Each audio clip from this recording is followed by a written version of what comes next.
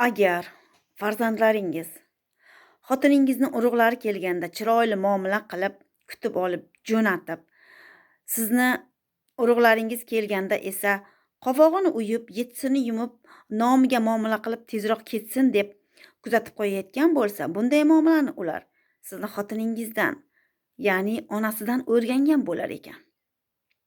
Chunki xotiningiz o'zini urug'lari kelganda chiroyli muomala qilib kutib olib, kuzatib qo'yar ekan.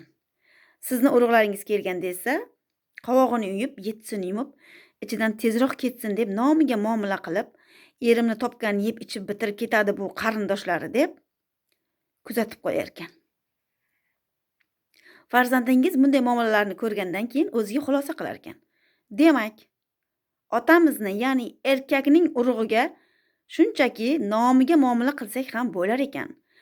Lekin onamning, ya'ni ayol kishining urug'iga zo'r muomala, chiroyli muomala qilib kutib olib, kuzatib qo'yish kerak ekan degan fikr bilan ulg'ayar ekan.